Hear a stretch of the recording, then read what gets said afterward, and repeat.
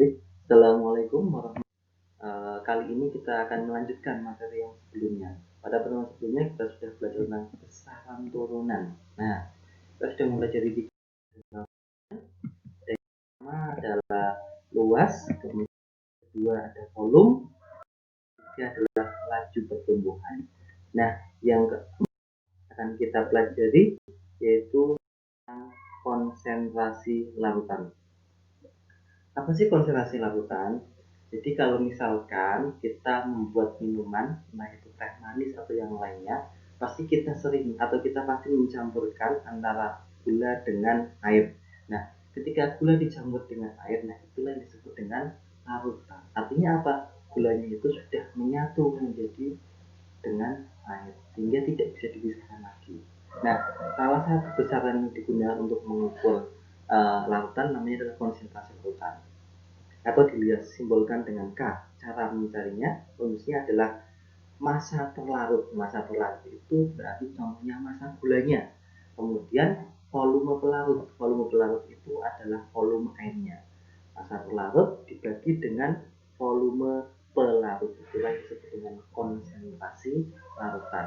Nah, satuannya apa? Satuannya biasanya kita menggunakan gram per liter karena biasanya massa terlarut itu kecil dan volume pelarutnya itu cukup besar. Kita menggunakan volume satuannya yaitu liter. Kita ke contoh soalnya. Nah, ini ada sebuah contoh soal. Edo melarutkan 20 gram gula ke dalam 2 liter air. Berapakah konsentrasi larutan gula yang terbentuk dalam satuan gram per liter?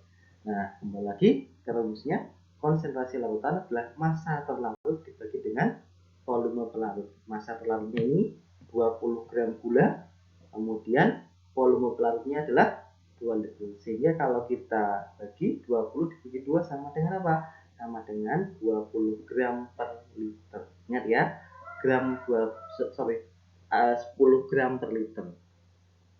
Oke, nah itu tadi besaran turunan yang terakhir. Nah, kemudian untuk selanjutnya Bapak akan memberikan beberapa contoh soal berkaitan dengan besaran turunan. Oke, ini contoh soal yang pertama. Perhatikan data berikut ini. Ada 1 panjang, 2 volume, 3 kecepatan, 4 massa, 5 luas, dan 6 waktu. Besaran di atas yang merupakan besaran turunan adalah, nah, jadi kalau soal seperti ini kita diminta untuk mencari besaran turunan, pilihlah yang bukan merupakan besaran pokok. Kita cek panjang. Nah, ini yang merupakan besaran pokok, berarti bukan. Volume bukan besaran pokok, berarti ini adalah besaran turunan. Kecepatan bukan besaran pokok, ini merupakan besaran turunan. Massa bukan massa merupakan besaran pokok ya. Kemudian yang kelima, luas besaran turunan. Yang keenam, waktu adalah besaran pokok. Sehingga jangan memilih yang besaran pokok. Jangan memilih 1, jangan memilih 4, dan jangan memilih 6. Jadi pilihlah yang selain besaran pokok. Itu apa? Volume, kecepatan, dan luas. Jadi 2, 3, dan 5. Jawabannya adalah C. Kemudian kita ke contoh soal selanjutnya. Nah, di sini kelompok besaran turunan di bawah ini yang diturunkan dari besaran panjang. Apa ini? Nah, ini pembahasan yang kemarin. Yang diturunkan dari besaran panjang itu ada contohnya adalah ya, betul sekali, luas dan volume. Ya. Kalau di sini volume betul, tapi percepatannya salah.